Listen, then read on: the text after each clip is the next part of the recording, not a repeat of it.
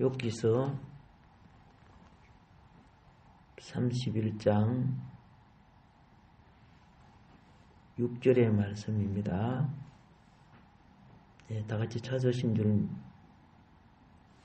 믿고 함께 통독하겠습니다. 시작.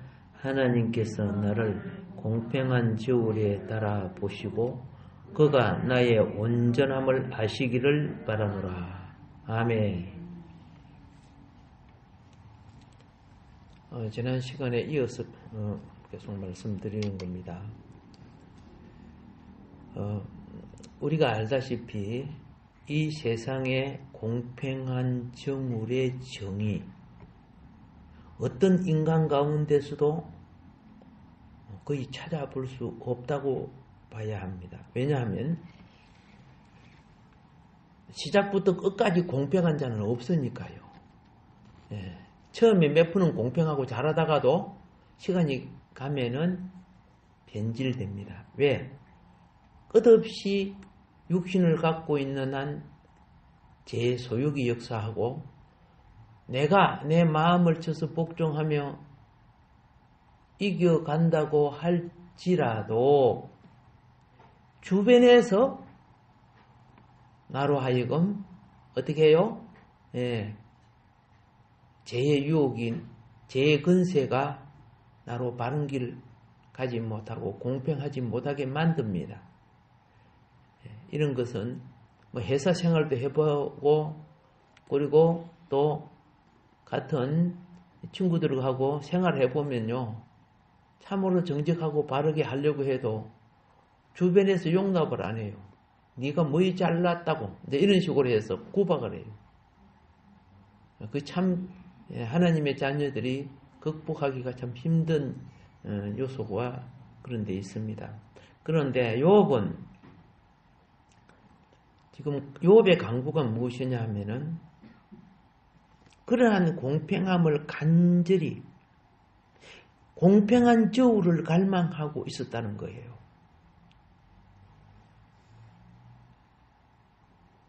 허다한 것들이 시간이 가면 정의의 저울이 기울어지죠. 욥은 죄 많은 이 땅에 공명정대한 정의가 없다는 것을 알고 있으면서도 구해요. 이 땅에 공명정대한 지도자가 몇이나 있겠어요? 그런데 왜 욥이 자꾸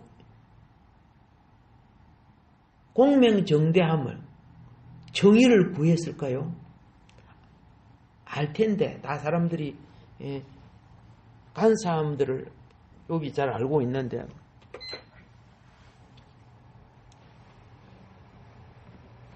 만일에 공평한 사회, 공평한 나라, 그죠? 이런 세상이 오려고 하면 어떻게 올 수 있을까요? 사람 자체가 죄인이 아니어야 올 수가 있는 거예요. 왜 이 땅에 엄청난 법이 있습니까? 죄인이기 때문에 법이 있는 거예요. 법을 있고 행벌을 주니까 그거 어기면 더 손해거든요. 그러니까 법이 있어요. 그런데 그러면 이렇게 불가능한 것을 욥은 알면서 왜 하나님이 자신의 이 억울한 누명을 나타내서 만인 앞에 바르게 판단해 달라고 구했느냐가 말이에요.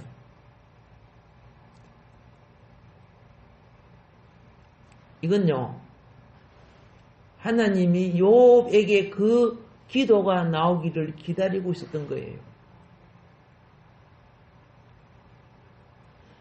예언자 선지자들은 그의 삶을 통해서 그냥 생각해서 말하는 거 아니야. 삶을 통해서 그 애절한 가운데 하나님의 도구로 쓰임을 받아요.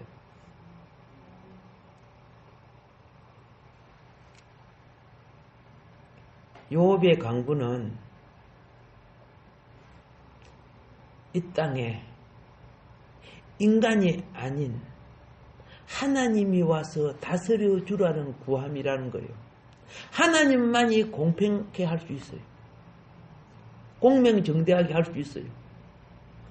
그 요업의 강구가 지금 뭐예요? 이 세상 위에 하나님 나라가 오기를 구했다는 거예요. 여러분, 요업이 의인인 거 알죠?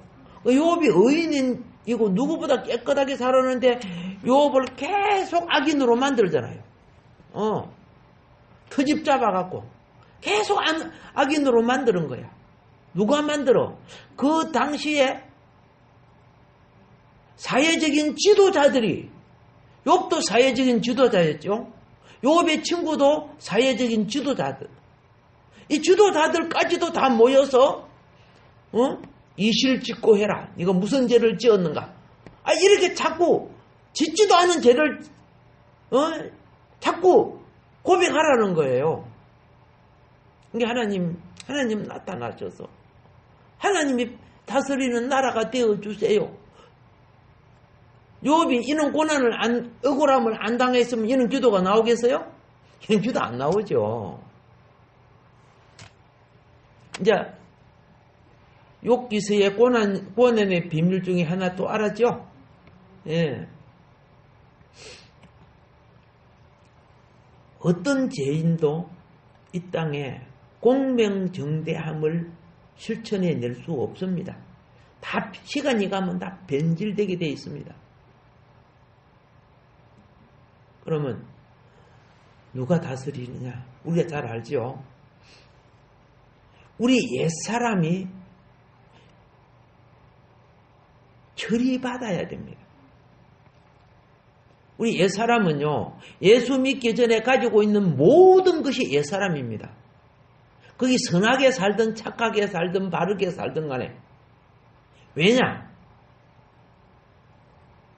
오염됐거든요. 오염이 많이 됐든가 적게 되었든가 차이가 있을 뿐이지 다 오염되어 있어요. 다 죄의 유전자를 가지고 태어난 사람들입니다. 죄의 유전자 속에 무엇이 들어있어요? 사망이 들어있죠. 사망. 그러니까 여러분과 내가 죽기 전에 예수 믿고 하나님의 유전자를 받아야 돼요. 이 거듭남이라는 거예요. 새 생명이라는 거예요. 이 하나님의 유전자를 받고 하나님 말씀 속에, 기도 속에 자라가야 돼요.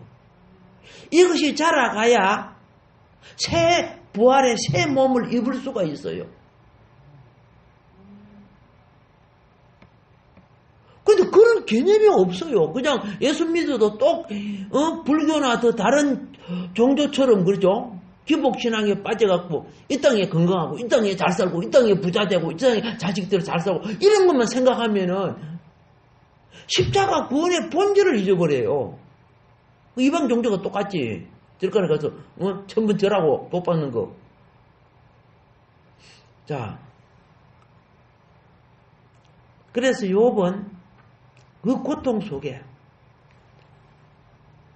신약적으로 제가 말씀드리면요, 예수 안에 거듭나고 옛사람이 벗겨진 사람, 그리고 성령과 말씀을 따라서 속 사람이 성장돼야 가능한 거예요. 예. 속 사람은 그 사람이 가지고 있는 육신의 정욕, 안목의 정욕, 이생의 짤 이런 거 없어요. 속 사람은. 왜? 속 사람은 예수님 자신이거든요. 예수님 자신이 여러분과 나의 거듭난 영을 자기의 지체로 삼아 주셨단 말이요. 주님이 주체란 말이요. 유전자 자체가 하나님의 형상이란 말이요. 하나님의 형상 가지라고 하니까 선악과 따먹고 마귀 형상 가진 거 아니요. 자, 이제 우리는 한 가지 비밀을 알았습니다. 욥이 찾는 정의는, 그렇죠? 하나님 나타나셔서, 그렇죠?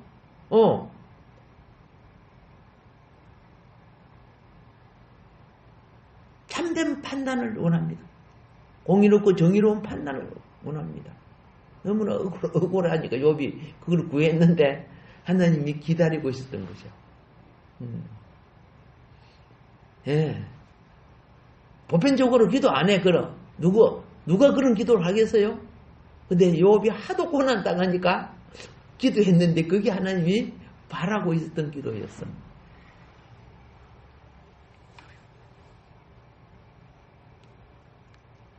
장차 이루어질 정의의 나라, 하늘의 뜻을 이 땅에, 그죠? 이루어서 성취할, 우리가 보통 이 계시록은 이거 천년왕국이라 이렇게 표현을 합니다. 그리스도가 다스리는 나라를 천년왕국. 이 세계를 교회가 오게 만들어야 돼요.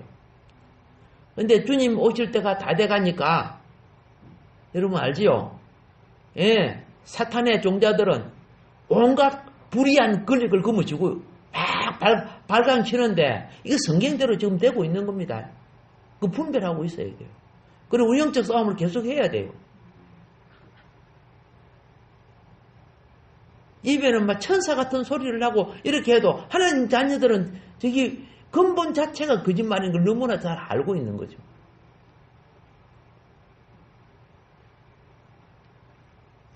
욥은 자신의 의가 바르게 평가받기를 갈구했습니다.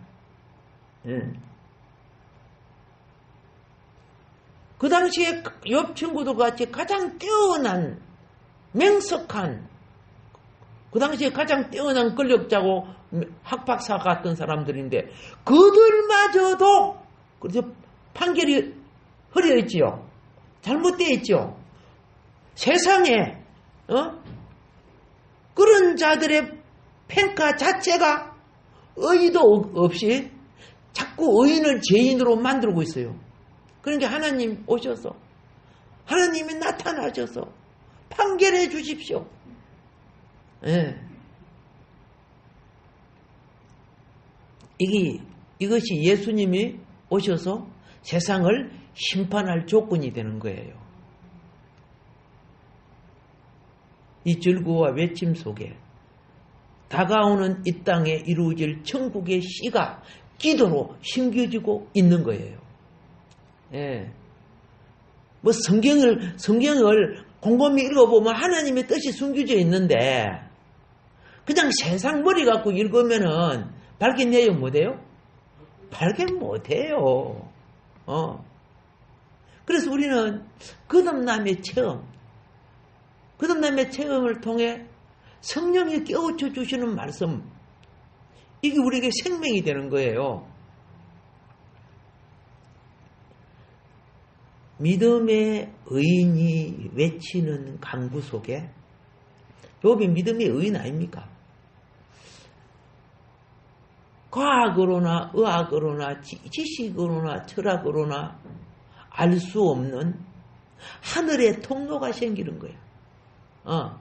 이 통로는 어떤 것으로 알 수 없죠. 그 강구 속에 영의 통로가 생기고 이 땅에 하나님 왕국을 오게 하는 길이 닦이고 있어요. 길이 닦이고 있어요. 이 왕국의 건축 재료가 운반되어져 오는 이 길이, 여러분 길 닦을 때 쉬워요? 얼마나 어려워요. 얼마나 어려워. 여러분 처음에 부산하고 서울하고 경부고속도로라고 하죠. 그 길요 처음 고속도로 만들었을 때 참 고생도 많이 했고 군인들도 고생하고 장비도 없었고 길이 꼬불꼬불하고 여기 넘어가고 그래서 산들 뭐 터널 뜯는 그것도 부족해가지고 그때 내 나이가 18, 17 될 때 우리 매행이 이제 서울에 업무를 보러 가기 위해서 그때 있었던 차가 무슨 차였느냐? 오늘날 유행하는 코로나야. 그때 차가. 그때 코로나 차 있었어요. 그 정조영 회장은 이거 드럼통, 그죠? 그 패해가지고 뭐 시발 택시 같은 것도 만들고 그랬지만 코로나 차가 최고 좋았는데 그 탈을 타고 막 성령을 내가지고 성령을 고속도로 밖에 성령 낼 때가 있어.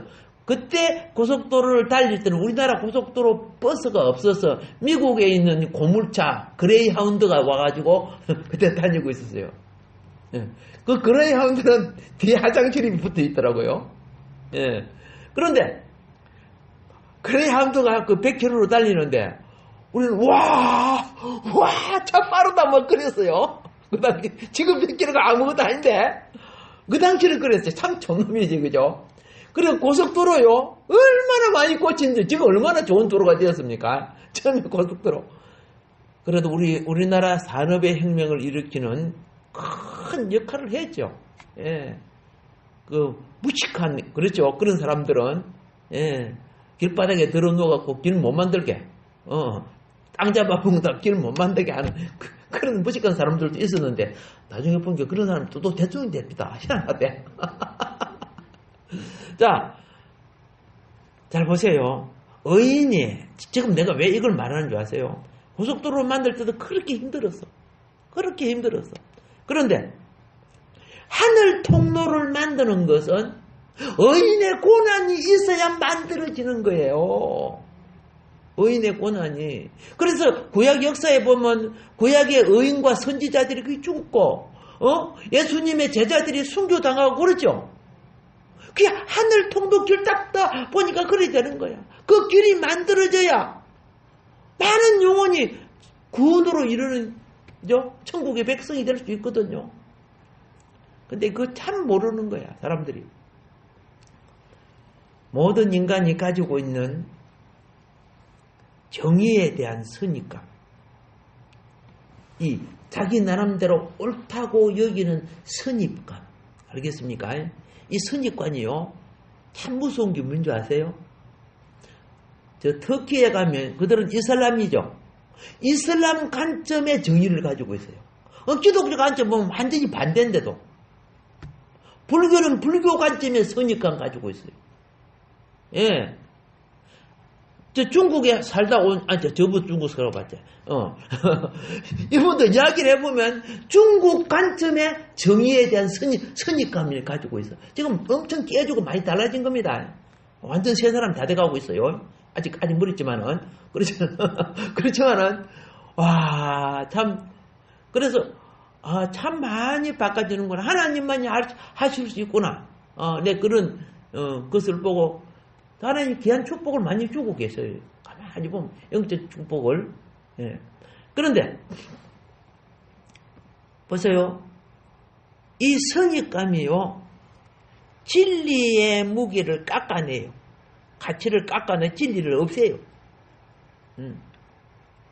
말씀의 가치를 줄어들게 만들어요. 또 어떤 선입감은 진리에 그릇된 말씀의 말씀을 따는 거죠. 무게를 더해버려요. 그래가지고 그 율법화를 만들어버려서 힘들게 만드는 거예요. 이 선입관은 자기가 가지고 있는 가치관을 말합니다. 예를 들어서 이렇게 한번 비유를 할게요. 10,000원이라는 돈이 있죠. 그 액수가 10,000원이지만은 상황에 따라 그렇죠. 물건 값은 달라지죠. 10,000원이라고 다 10,000원 사는 거 아니야. 물건 값이 10,000원이 될 때만 10,000원을 갖고 살 수 있어요. 내가 그 10,000원짜리를 샀는데 알고 보니까 다음날 보니까 9,000원에 팔대. 그런 게 있지. 또 어떤 때는요, 10,000원에 샀는데 다음에 보니까 그거 12,000원 하더라고. 같은 10,000원이라 다 살 수 있는 거 아니죠? 오케이. 맞아요. 지금 가치관을 말하는 겁니다. 이거 알고 계시라는 거예요. 제가 이제 중국 갈라 거면 중국 돈을 뭐라고 불러요? 위안이라는가? 위안? 어떤 때는 10만 원을 준 게 위안이 얼마 안 되더라 그게. 20만 원을 줘도 돈이 배분 안 되더라고. 근데 갈 때마다 또 그 가격이 달라. 그래서 공항에 가가지고 이제 돈 바꾸려고 여러 개 갈 때 김미선 집사님 아시죠? 강미선 집사님. 동생이시죠? 예. 강미선 집사님 남편이 누구신지 아시죠? 그래서 뭐라면, 내 친구가 공항, 그, 무슨 은행이고, 뭐 은행에 근무하니까 가서 내 이름을 대고 부탁하면은, 깎아준다는 거죠. 그래서 제가 2번까지 돈 바꾼 적이 있어요. 두 번. 이게 보편적인 사람이, 그죠? 하는 것보다도, 나는 바꾸는 단가로 내가 돈을 더 많이 받게끔 그렇게, 은행 직원도 어느 정도 유도리 있게 하더라고요. 그걸 갖다가. 그래서 2번 바꾼 적이 있습니다. 예. 감사하다고 나중에 말씀드려 주세요. 자, 똑같아. 환전을 해보면 매일매일 돈의 환율이 달라져요. 그렇죠? 사람의 판단 기준도요. 오늘은 이거 시지만은 시대와 상황, 위치와 나이, 그죠? 기능과 수준, 자기, 그죠? 가치관에 따라 판단도 달라져요. 달라지게 돼 있어요. 누구나 가지고 있는 보편적 관념을 공통적 관념이라고 해요. 보편적 관념이라고 합니다. 그런다 개인과 개인, 내가 사용하는 물건이라든가 집이라든가 뭐 이런 옷이라든가 이런 것은요, 개인의 선입관에 따라서 차이가 있어요. 그러니까 이걸 갖다가 세상을 헤아리는 인식이라고 하는 거예요. 자, 그런데 꼭 기억해야 될 것은 뭐냐? 우리가 그 판단이 의가 될 수 없다는 걸 알라는 거죠. 판단이 의가 될 수 없다는 것. 우리가 헤아리는 모든 것은 살아계신 하나님 말씀이 전제될 때야. 말씀 속에는요, 사랑이 있고, 말씀 속에는 의가 있고, 알겠습니까? 말씀 속에는 생명이 있는 거예요. 의와 사랑과 생명이 말씀 안에서 우리에게 빛으로 다가올 때 내 주장했던 것도, 내가 판단했던 것도 어떻게 해요? 내려놓게 되는 거예요. 예. 자, 그래서 욥이 지금 하나님 나타나셔서 판단해 달라고 한 이유가 무엇이냐? 하나님 왕국의 정의는 우리가 생각하는 흑백 논리가 아니란 말이에요. 우리는 미운 놈, 그렇죠? 좋은 놈, 사랑하는 자, 미움하는 자, 네 편, 내 편, 뭐 이런 식으로 이분법을 가지고 있어요. 그런데 하나님 왕국의 정의는 차원적 원리 안에서 공평한 거예요. 차원적 원리 안에서 공평한 거. 아시죠? 이걸 무엇으로 또 비유를 들어야 되나요? 이렇게 한번 해볼까요? 깨미하고 코끼리가 같이 밥을 먹는데, 그죠? 깨미는 요만하면 되죠? 이것도 크다, 그지? 근데 코끼리를 요만해가지고 같이 날아주면 돼요? 아니잖아요. 그죠? 코끼리는 코끼리 분량만 하고 개미는 개미 분량만 해야 공평한 거죠. 근데 개미가 항의를 해요. 왜 똑같이 안 나눠주고 저를 많이 주고 나는 이렇게 개미가 그렇게 항의하면 돼요? 그러니까 하나님 나라의 정의는 차원적 원리 안에서 공평한 거다. 오케이? 예. 그러니까 그 공평함을 성경은 이렇게 이야기하고 있어요. 아침 9시에 와가지고 오후 6시까지 일하는 사람 한 데나리온 맞죠? 한 데나리온 하루의 품삯 맞죠? 그런데 12시 와가지고 6시까지 일하는 사람이 있고 오후 3시에 와가지고 6시까지 일한 사람이 있고 5시에 와가지고 1시간만 일한 사람이 있어. 그러니까 5시 와서 한 사람 일한 사람한테 한 데나리온 하루의 품삯을 딱 줘버렸단 말이야. 그러니까 아침부터 와서 일한 사람은요, 어머 나는 엄청 많이 받겠다. 그렇게 생각했어. 그렇게 생각 안 한다고? 난들 생각하겠다. 나도 1시간만 일한 사람에게 하루 품삯을 줬으니까 하루 종일 일하시면 나는 많이 주겠지, 이런 생각 안 하겠어요? 여러분 의인이네. 우리 다 그렇게 생각할 수 있다는 거예요. 근데 그죠? 부담 사람도 전부 한 대나를 해두고 하루 종일 일한, 나에게도 한 달원밖에 안 주는 거예요. 아니 1시간 일한 사람한테는 그렇게 주고 나는 하루 종일 일했는데 왜 이것밖에 안 줘? 이거 항의하죠. 하나님은 공평하셔요. 여러분, 하루 종일 일한 사람은, 하루 종일 일한 사람은 합당한 품삯을 받아서 일할 때 오늘 저녁 먹고 마시고 가족들이 굶을 걸 생각해요, 안 해요? 안 하잖아요. 얼마나 내가 그죠, 처음부터 그 일을 했기 때문에 오늘 그죠, 빵을 못 사가고 간다든가 가족들 못 이런 걱정 안 하잖아요. 최고 걱정 많이 한 사람은 5시에 와서 일한 사람이요. 계속 직장을 일터를 못 찾아갖고 돌고 돌다가 마지막 1시간이라도 내가 일하게 해주십시오. 그러면 그렇지 어떻게 해요?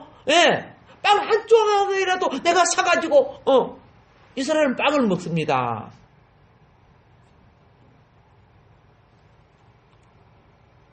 가장 불안한 사람은 다시 온 사람이야. 옛날에 일자리 구하기가 얼마나 힘든 줄 아세요? 일하고 있으면 사람들이 와서 뭐라 그런 줄 아세요? 인건비 안 줘도 됩니다. 밥만 먹여주세요 그러더라고요. 밥만 먹여달라는 거야. 열심히 일할 테니 밥만 먹여달라는 거야.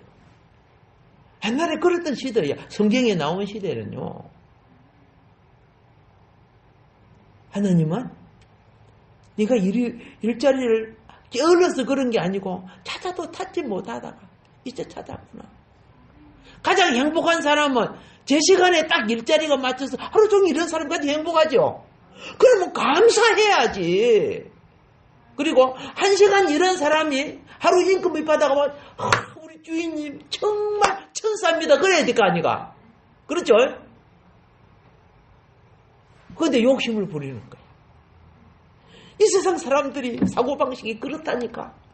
그래 불평하는 거야. 에라기 저 사람 말이야 자기 시큰 부리는 것처럼 이렇게 생각한다고. 우리는 어차피 3차원 세계도 다 헤아리지 못해요. 하나님의 영의 세계는 3차원 세계 아니잖아요. 그죠? 얼마나 차원이 높은 세계입니까? 그래서 내가 이해하지 못하더라도 나를 창조하시고 나를 구원하신 주님의 뜻이 옳습니다 고백할 줄 알아야 돼. 그런데 자기 관점이 안 맞으면 팩 틀어져갖고 화가 팩 나가지고 어떤 때는 연탄 불에 살짝 집어넣어서 끄집어내시면 좋겠어. 사람이 조금만 고난을 당해도 그죠? 현실이 얼마나 행복인 줄 알아야 될 거 아닙니까? 자, 사람들이 공평하지 못한 것은 뭐냐? 아까도 말했습니다. 우리가 아무리 회개하고 바르게 산다고 해도요, 내 마음속에 욕심이라는 재성의 사욕이 누구나 있어요. 누구나 있는 거예요. 그래서 하나님의 뜻을 찾기보다 만민의 가치를 찾기보다 백성의 안위를 찾기보다 이기적인 욕망, 우리 집단, 우리 공동체, 우리의 이익, 요거 가지면 다른 놈들은 전부 다 노예로 부려먹고 우리가 권력을 가지고 살 수 있다. 이게 독재, 전제, 공산 정치의 특징이야. 공산이란 말은 참 좋지요. 모두 다 공평하게 산다. 그렇죠? 예. 맞죠? 북한 사람들이 지금 몸무게가, 평균 몸무게가 얼마나 알아요? 40몇 킬로밖에 안 되죠. 그럼 평균하게 살라고 하면 김정은이 130몇 킬로, 140킬로 정도 되니까 얼마나 빼야 돼? 약 100킬로 가까이 빼야 되겠지, 그죠? 그런 식 공산주의, 말은 그렇게 한다고 말이야. 자, 이러한 무지 때문에, 그렇죠? 진리를 빗나가게 되면은 자신들의 어떤 주장과 욕망을 집단 무리의 체면 속에 합리화를 시켜갖고 그것을 정의로 만들어내요. 예. 이것이 종교단체, 정치단체, 어떤 그죠? 사상과 집단들이 다 그렇게 되어 있잖아요. 그래서 뭐 피켓 들고 이런 거 보면 전혀 맞지도 않는 걸 갖고 피켓 들고 있는 거야. 전혀 엉터리인데 이게 사상이 세뇌대에서 일어나는 현상이야. 자기의 판단이 옳다고 여기기 때문에 일어나는 것들이에요. 우리는 우리의 삶의 모든 사실을 법이라는 저울에 달지 않습니다. 권력자들은 그래요. 권력을 가질수록. 남은 저울에 잘 달면서 자기도 달아야 될 거 아닙니까? 안 달아요. 하늘의 기준을 무시하는 이 시대, 그죠? 그들의 판단은 그릇된 정의가 될 수밖에 없는 거예요. 바를 수가 없는 거예요. 그렇기 때문에 가장 공부도 많이 하고 옳다고 여긴 이 사람들까지도 그렇게 할 때 욥은 더 이상 사람에게 정의를 구할 수가 없었던 거예요. 하나님이 나타나서 나를 판단해 주십시오. 이 모든 이들이 보는 가운데 판단해 주십시오. 자, 다시 말합니다. 욥은 고난의 과정 속에 드디어 하나님의 원하심을 구하고 있었다는 것. 생명의 체험 없이는 할 수 없는 강구입니다. 자, 그러면 이 공평의 정울, 정의의 정울, 그렇죠? 지금 여기까지 말씀드릴 때 이거는 하나님에게만 있다는 건 이제 이해가 됐죠? 공평의 정울은 하나님에게 있어요. 누구나 정의롭게 행한다고 말합니다. 그런데 시간이 가면 모든 사람들의 판단은 굽어집니다. 그러니까 한쪽에서 막 티각티각 싸우고 여기서 옛날에 그죠? 이쪽 굽어지면 또 티각티각 싸우죠. 그러니까 자기 세력을 크게 해가지고 굽어지는 걸 옳게 하고 너희들 무시해버리는 것이 이게 독재라는 거죠. 예. 독재가 그러는 거예요. 자, 지금 이제 욥의 강구를 오늘 우리 이 시대가 해야 돼요, 안 해야 돼요? 해야 돼요. 예. 이 사람 저 사람 돼가지고 되는 것이 아니라 하나님의 손길이 나타나야 돼. 강력한 하나님의 의의 손길이 나타나야 돼. 악한 자의 허다한 판단은요, 정의와 의를 구하는 자들을 죄인으로 만듭니다. 예. 그러니까 선지자를 끝없이 죽이는 이 자형들을 지금도 하고 있습니다. 이게 바로 사탄의 종자들이 하는 짓입니다. 그러면서 자기들이 옳은 일을 한다고 착각합니다. 예. 예수님 당시에 이 악한 자들이 종교 세계를 끊어졌어요. 정치 세계를 끊어졌어요. 그리고 로마의 권력을 등에 업고 있었어요. 아시죠? 그러니까 성경에 여러분이 보면 대제사장하고 막 나오죠? 그거요, 레인들 아니에요. 정통이 아닌 가짜들이에요. 오늘 목회자들도요, 가짜들 되게 많아요. 그래갖고, 어떻게 해요? 파고 들어가가지고 교회를 뒤집어버리고, 그렇게 하는 게 좀 더 하면 덕이 안 되니까 그만하겠는데, 되게 많습니다. 정치 세계 수도가 있는 거 아니고, 사업하는 곳에만 있는 거 아니에요. 사단은, 그렇죠? 자기가 비집고 들어갈 수 있는 곳, 얼마든지 파고 들어와요. 그래서 예수님이 그 당시 정치, 경제, 종교, 그거 잡고 있는 이 무리들, 예, 장깨 부리고 거짓말하고 허위 공갈치고 폭력을 행하고 이런 자들이 권력 자리에 앉아 있어요.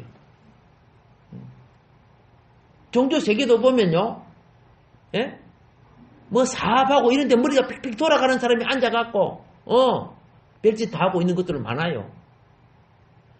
종교 세계는 참 순수하고 어벙한 사람들이 사실은 순수하게 가야 되는데 이런 사람들이 들어앉아갖고 장사하듯이 하고 있는 사람들이 굉장히 많아요.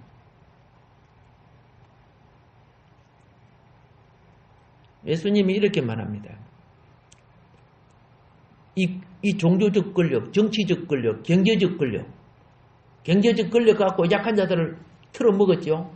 이건 다 종교, 정치가 서로 짝꿍이 돼서 그래요. 하나가 돼갖고.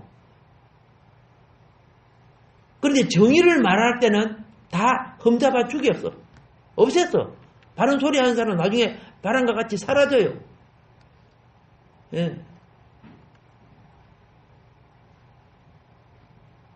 사라진 사람이 상당히 있는데 지금은 말할 수 없어요. 자, 근데 예수님은 이렇게 말했어요. 마태복음 23장 35절에 마태복음 23장 35절에 그러므로 의인 아벨의 피로부터 성전과 제단 사이에서 너희가 죽인 바라가의 아들 사가랴의 피까지 이 땅 위에서 흘린 어려운 피가 다 너희에게 돌아가리라. 주님 심판하겠다는 뜻입니다. 이상한 법을 만들고 이상한 제도를 만들어갖고 자기들의 악을 죄악을 덮고 피해가려고 해요. 오늘 주님은 심판하겠대요. 누가복음 11장 51절에도 누가복음 11장 51절에도 아벨의 피로부터 제단과 성전 사이에서 죽임을 당한 샤가라의 피까지 하리라. 내가 너희에게 이르노니 과연 이 세대가 담당하리라. 심판하겠다는 거예요. 내가 너희에게 이르노니 과연 이 세대가 담당하리라. 얼마나 무서운 말씀입니까? 하늘과 땅의 만왕의 왕이신 심판자 예수님이 하시는 말씀이 얼마나 무섭습니까?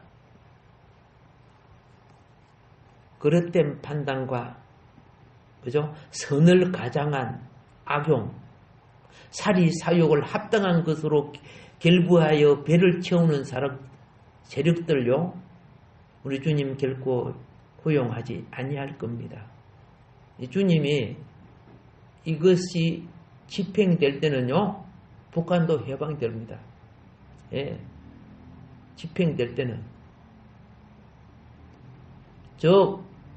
중공도 무너집니다. 중국은 살아나지만 중공은 무너집니다.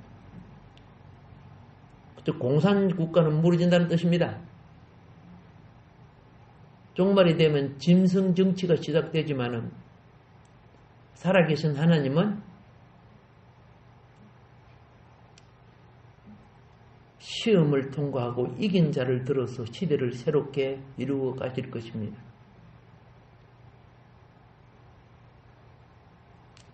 온 땅을 심판하고 모든 것을 알고 계시는 우리 심판자 되신 우리 하나님요, 우리는 욥처럼 구하시기를 바랍니다. 주님 이제 나타나셔서 이 불의한 시대에 주께서 판단해 주시옵소서. 중요하거든요. 예. 그러면서 욥은 뭐라고 하는 줄 아세요? 만일 내가 너희들이 판단하는 그런 죄를 지었다면은 내가 내 소산을 걸고 너희하고 약속하겠다. 이것이 한번 볼까요? 좀 이따가 한번 보고요. 그 31장 7절 있죠? 7절 한번 볼까요? 만일 시작. 만일 내 걸음이 길에서 떠났거나 내 마음이 내 눈을 따랐거나 내 손에 더러운 것이 묻었다면, 이렇게 됐죠? 묻었다면. 공동번역은 이렇게 말합니다. 내 발길이 바른 길에서 벗어났다든가 이 마음이 눈이 이끌려 헤매고 손바닥에 죄 지은 흔적이라도 묻어 있다면, 이런 의미로 설명하고 있고요. 세번역은 내가 그릇된 길로 갔거나 나 스스로 악에 이끌려 따라갔거나 내 손에 죄를 지은 흔적이라도 있다면, 그 제임스 험점역은 이렇게 말합니다. 만일 내 걸음이 길에서 벗어났고 내 마음이 내 눈을 따라갔거나 내 손에 더러운 것이 묻었다면, 현대인의 성경은 이렇게 번역하고 있습니다. 내가 만일 바른 길에서 벗어났다든가 아니면 눈으로 본 것을 마음이 끌려 죄를 범했다든가 또 내 손이 죄로 더럽혀졌다면, 우리말 성경은 내 발걸음이 바른 길에서 벗어났거나 내 마음이 내 눈이 바라는 대로 이끌렸거나 내 손에 어떠한 오점이라도 묻어 있다면, 바른 성경은 만일 내 걸음이 길에서 벗어났거나 내 마음이 내 눈을 따라갔거나 내 손바닥이 더러운 것이 묻었다면, 어쨌든 그죠? 이런 각도 저런 각도로 좀 이해하시라고 여러 번역 성경을 읽었습니다. 그러니까 내 걸음이 정의와 공정의 길에서 떠난 적이 없다는 것이에요. 아시겠어요? 이 7절 말씀, 결코 정도에서 나는 벗어나지 않았다는 거야. 내 마음이 눈의 욕망을 따라갔던가? 즉 어떤 것을 갖고 싶고 어떤 것을 탐하고 싶고 그것도 뭐 이런 것들 있지요. 뭐 먹고 싶은 것도, 마시고 싶은 것들, 갖고 싶은 것들 있어요. 나도 차를 운전하다 보면 좋은 차 가시면 저 차 사시면 좋겠다 이런 생각 들어요, 안 들어요? 우리 권사님은 안 들겠다, 운전 못하니까. 그죠? 어쨌든 간에 자, 이런 것이 있다면 욥이 그만큼 뭐 했다? 마음 처리하며 살았다는 거예요. 어려운 자는 마음을 처리해야 생각이 어려워져요. 아무리 깨끗이 청소해도 놔두면 문제가 않지요. 우리 매일 왜 세수하고 그래요? 왜 양치질하고 그래요? 가면 놔두면 더럽혀지잖아. 근데 얼굴, 이거 반대기라고 하죠, 반대기. 예? 반대기 두 개를 뭐라 합니까? 쌍반대기 그러더라고요. 이거 막 씻고 막 이걸 뭐라 합니까? 맞박이라 그러더라고요. 예. 자, 이렇게 왜 합니까? 짐승은 안 하고도 그저 잘만 사는데, 네 심보, 더러운 심보 씻으라고 하나님은 그러는 거야. 얼굴을 씻을 때요, 마음을 씻을 줄 알아야 돼요. 양치질을 할 때 말을 씻을 줄 알아야 돼요. 아멘? 눈을 감았다 뜨고 눈물 흘리고 그러죠. 죄를 씻을 줄 알아야 되는 거예요. 그런데 그렇게 깨닫지 못하고 살아가는 거야. 욥은 깨달았던 사람이야.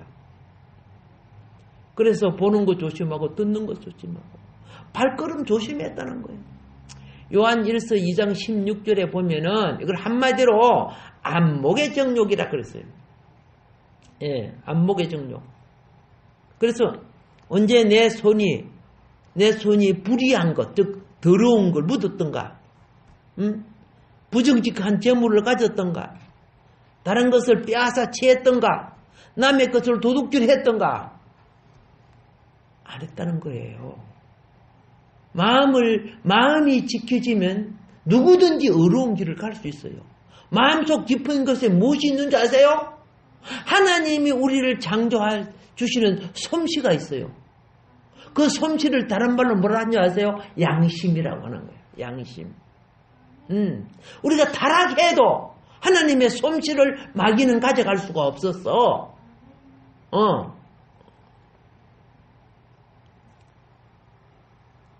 욥은 그 양심이 더럽혀지지 않기 위해서 발걸음을, 그의 손을, 그의 보는 것을 얼마나 조심했느냐. 양심이 더러워지면 그냥 따라가는 거야. 죄를 따라가는 거야. 그냥 양심이 더러워지면은. 아멘. 욥의 의를 이루어 가기를 원하시는 분들은 어떻게 해요? 성령이 도와주셔요. 날마다 그 훈련을 하시기 바랍니다. 이 의의 길 가는, 비록 그게 좁은 길이고 좁은 문이지만은 의의 길 가고 그리스도와 동행하고 성령을 소멸하지 않는 길을 가는 믿는 사람의 기본 척도예요. 근데 그걸 모르고 사는 거야. 아무짝나 죄 짓고 그냥 잘못했으면 다 봐주고 말이야. 더럽게 살면서 천국 가려고 해서고 막 이렇게 하면 안 되는 거예요. 오늘은 여기까지 하고 다음 시간에는 31장 8절로부터 하도록 하겠습니다.